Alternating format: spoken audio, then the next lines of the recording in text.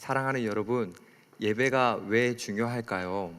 성경을 보다 보면 곳곳에서 타락하는 사람들의 모습이 자주 등장을 합니다. 그런데 그 타락하는 사람들의 면면을 보다 보면 예배가 무너져서 타락했다라는 것을 우리는 알 수 있습니다. 특별히 창세기 4장에 나오는 아벨을 살인한 가인 같은 경우에도 예배가 무너짐을 통해서 신앙이 무너지고 그래서 어려운 일을 겪었다라는 것을 우리는 확인할 수 있습니다.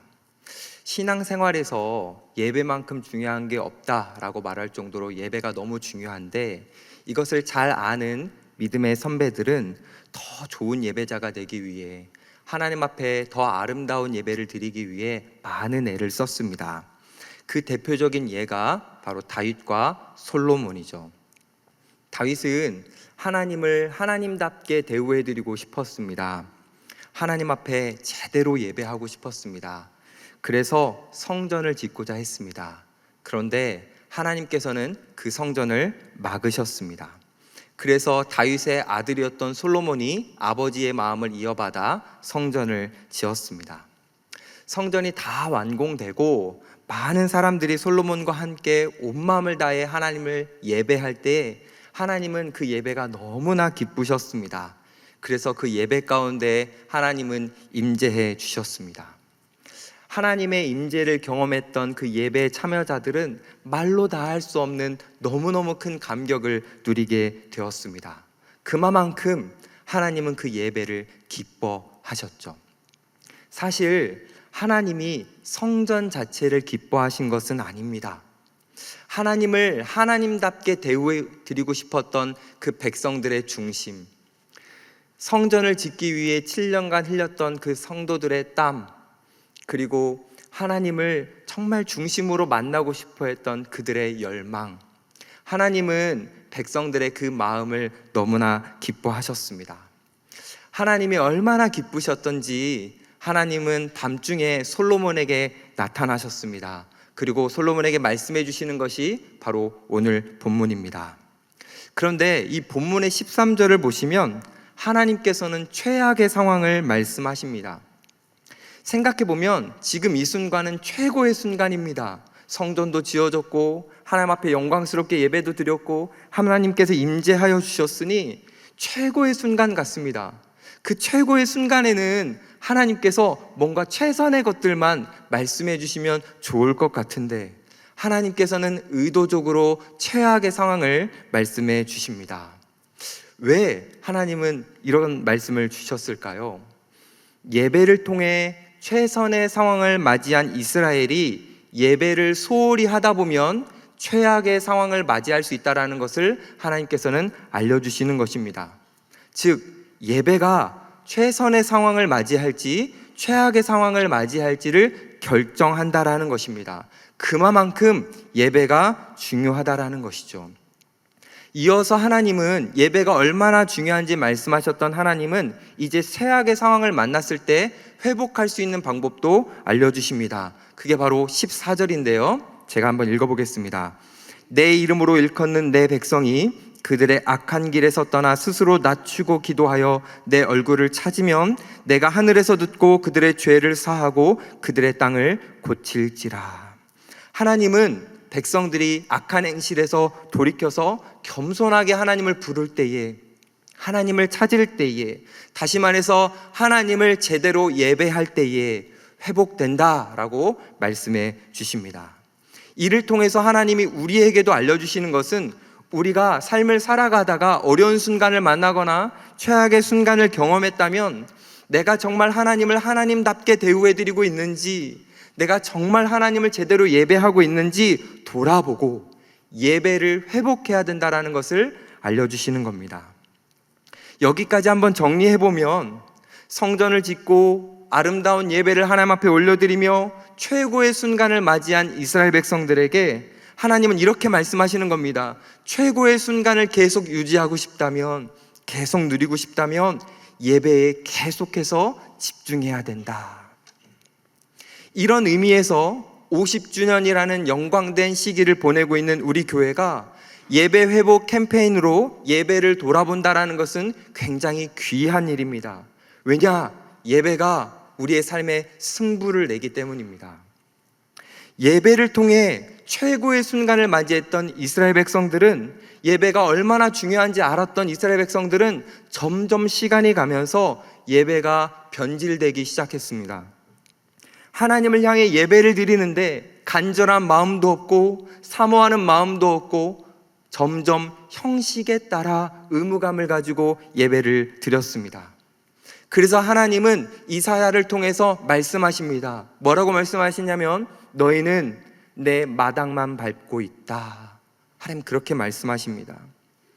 하나님을 예배하러 왔다고 말하는 그 자들이 하나님을 만나지 못하고 성전이라는 그 공간 안에 머물다 간다. 하나님 그렇게 말씀하시는 겁니다. 이것은 예배에서 정말 중요한 것을 놓치고 있다. 하나님이 그렇게 알려주시는 거죠. 사랑하는 여러분, 예배가 정말 중요한데 그러면 그 예배에서 가장 중요한 것은 무엇일까요? 그것을 하나님이 오늘 본문을 통해서 알려주십니다. 15절과 16절입니다. 이제 이곳에서 하는 기도에 내가 눈을 들고 귀를 기울이리니 이는 내가 이미 이 성전을 택하고 거룩하게 하여 내 이름을 여기에 영원히 있게 하였음이라. 내 눈과 내 마음이 항상 여기에 있으리라.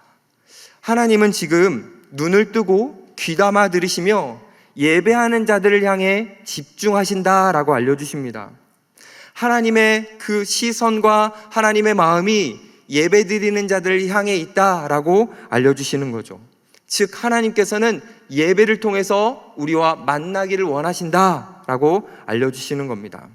사랑하는 여러분, 예배에서 가장 중요한 것은 바로 이것입니다. 우리와 만나기를 원하시는 하나님과 우리가 만나는 것, 그게 가장 중요한 겁니다. 다르게 말하면 우리를 만나기 원하시는 그 하나님의 임재를 우리가 이 예배 속에서 누려가는 것, 그것이 예배의 가장 중요한 것입니다. 만약 우리가 예배를 드리는데 하나님의 임재를 누리지 못한다면 그것은 어쩌면 이사야서에 나오는 것처럼 우리 또한 마당만 밟고 돌아가는 것일 수 있습니다. 교회라는 공간 안에 잠시 머물렀지만 이곳에서 하나님이 아닌 사람들만 만나고 돌아가는 것일 수 있는 거죠. 이거는 하나님이 우리에게 원하시는 것이 아닙니다. 하나님은 우리와 만나시기 원하기 때문입니다. 우리는 그래서 예배를 드릴 때마다 하나님의 임재를 사모해야 됩니다. 하나님이 우리와 만나 주시기를 간절히 바라며 하나님을 찾아야 됩니다. 이런 의미에서 오늘부터 시작하는 예배 회복 캠페인을 생각해 보면 좋겠습니다. 우리는 온라인으로 예배를 드리는 분들에게 현장으로 나올 수 있도록 독려하고 있습니다. 왜냐하면 집에서 온라인으로 예배를 드릴 때 하나님의 임재를 누리기가 어렵기 때문입니다. 오해하지 말 것은 저는 지금 여러분들에게 온라인 예배는 하나님의 임재를 누릴 수 없다라고 말씀드리는 것은 아닙니다. 하지만 개개인의 그 영성을 가지고 하나님의 임재를 누릴 수 있다라고 자신하는 것은 조심해야 된다라는 겁니다. 우리는 참 연약한 존재이기에 우리는 공적 예배 공간에서 하나님을 사모하는 사람들과 함께 예배를 드리며 함께 하나님의 임재를 갈망해야 되기 때문입니다. 사랑하는 여러분, 혹시 여러분 주변에 특별한 사유 없이 온라인으로 예배를 드리는 분들을 알고 계시다면 그분들이 이 현장으로 나와서 하나님의 임재를 느끼는 예배를 함께 드릴 수 있도록 독려해 주시기를 부탁드립니다. 예배 회복 캠페인은 한 가지 더 있습니다. 그것은 예배 시간을 잘 지키는 것입니다. 이것도 하나님의 임재를 구하는 우리들에게는 굉장히 중요한 겁니다. 왜냐하면 예배에 지각할 경우 하나님의 임재를 느끼기보다는 예배의 순서에 따라가기 바쁘기 때문입니다. 그러다 보면 예배 순서에 막 맞춰서 따라가다 보면 하나님의 임재를 누리지 못하고 그냥 예배 순서 잘 참여했다라는 것으로 만족할 수 있기 때문입니다.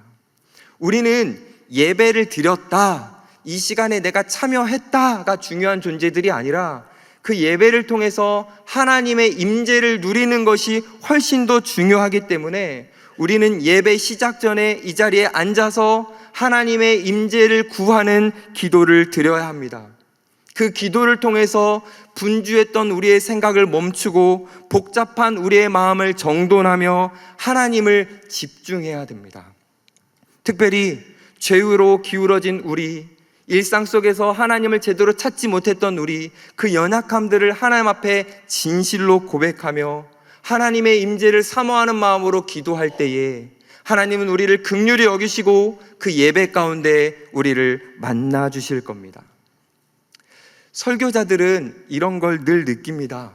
설교는 일주일 동안 얼마나 열심히 준비하느냐, 이것도 물론 중요하지만 그것보다 더 중요한 것은 설교하는 과정 가운데 하나님이 임재해 주시느냐, 이것이 훨씬 더 중요합니다.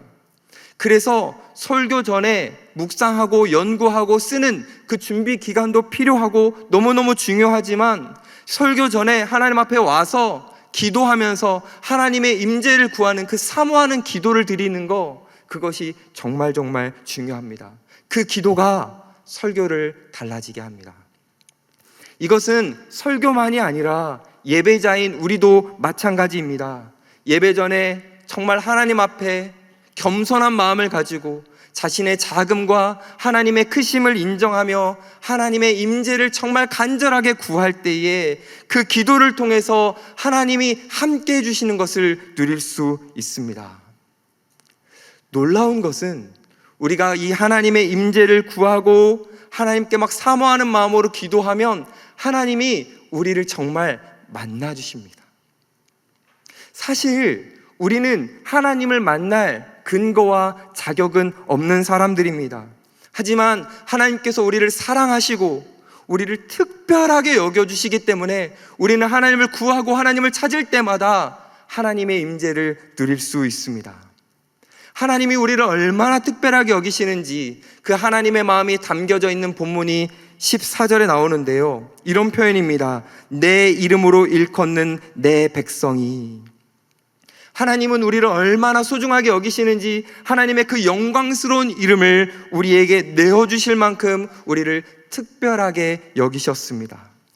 이 우리를 특별하게 여겨주시는 하나님의 사랑, 우리를 향한 긍휼하심, 이 모든 것으로 말미암아 우리는 하나님의 임재를 누리는 거죠. 우리를 특별하게 여겨주시니까요.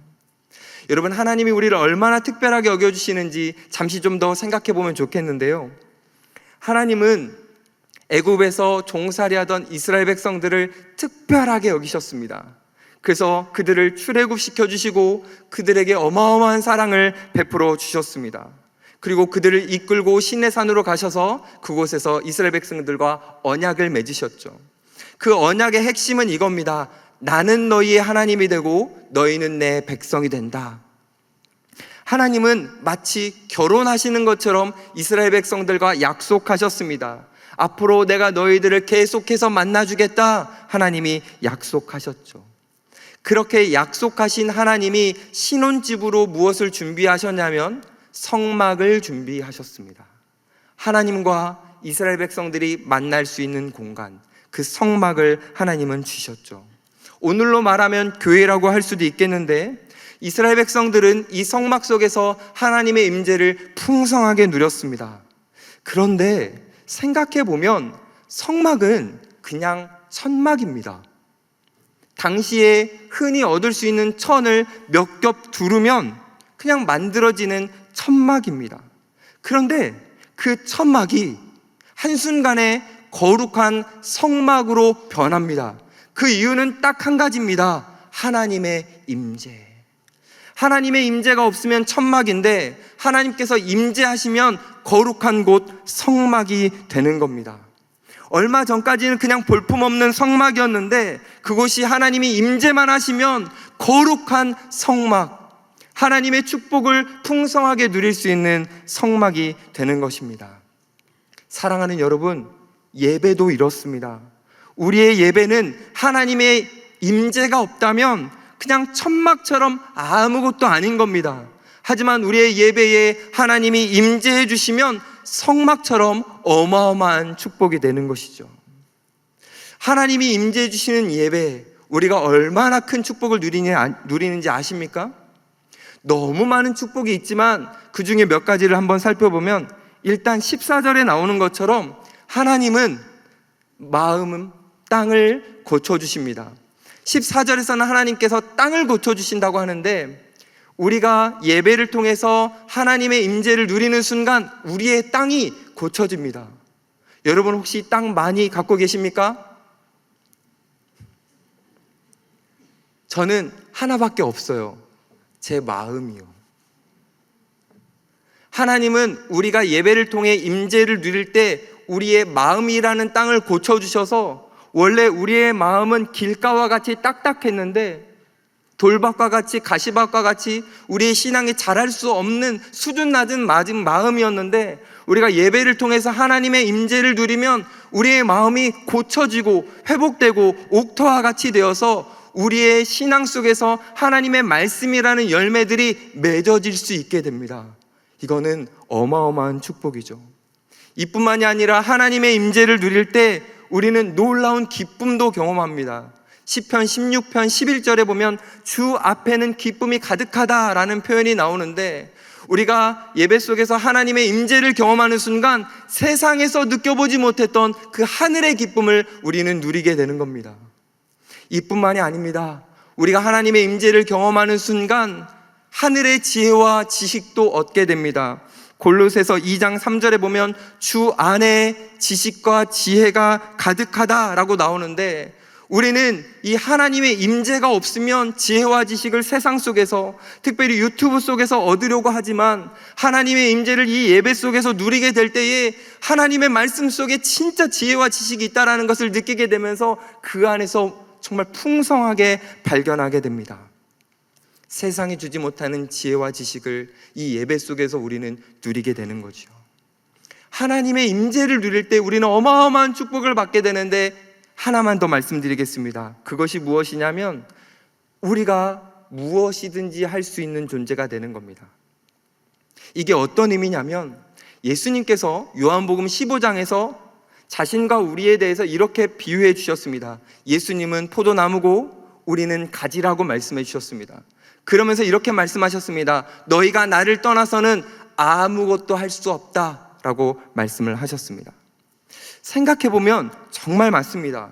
우리는 인생을 살아가면서 무언가 많은 것들을 하는 것 같은데, 그 많은 것들이 가치 있고 의미 있고 거룩한 것은 아닌 것 같습니다. 우리가 하나님 없이 영광스러운 것을 할 수 없는 존재이기 때문입니다. 그런데 아무것도 할 수 없는 우리가 하나님의 임재를 누릴 때에, 예수님과 함께 할 때에 우리는 무엇이든지 할 수 있는 존재가 됩니다. 우리같이 죄로 더럽고 연약한 존재인데도 불구하고 우리의 삶을 통해 하나님의 선하신 열매들과 그 하나님 나라가 보여지고 확장되는, 누구도 할 수 없는 그 일들을 우리가 예수님의 임재와 함께함을 통해서 우리는 경험하게 됩니다. 아무것도 할 수 없는 존재에서 무엇이든지 할 수 있는 존재로 변화되는 이 기적과 같은 일은 우리가 일상 속에서 애를 쓴다고 노력한다고 이루어지는 것이 아니라 딱 한 가지, 하나님의 임재를 누릴 때에, 하나님이 우리와 함께 하실 때에, 우리가 이 예배 속에서 하나님의 정말 풍성한 임재를 누릴 때에, 그때 우리가 경험하게 되는 겁니다. 그러니 우리의 삶의 승부를 내는 이 예배에 우리도 승부를 걸어야 합니다. 우리의 마음이 변화되어 우리의 삶의 말씀이 열매를 맺게 하는 이 예배, 세상은 우리에게 근심을 주나 하늘의 기쁨을 누리게 하는 이 예배, 세상에서는 헛된 지식과 지혜를 우리에게 주나 정말 진정으로 가치 있는 하늘의 지혜와 지식을 주는 이 예배, 아무것도 할 수 없는 우리가 무엇이든지 할 수 있게 해주는 이 예배, 이 예배에 우리도 승부를 걸어야 하는 것입니다. 사랑하는 여러분, 하나님은요 16절에 내 마음이 항상 예배에 있다, 여기에 있다 라고 말씀하십니다. 우리도 예배를 드릴 때마다 항상 하나님을 향해 중심을 드리고 마음을 드림으로 하나님의 임재를 누리는 것을 넘어 우리의 일상 속에서 정말 하나님의 함께 하심을 경험하는 저와 여러분들이 되기를 간절히 축복합니다.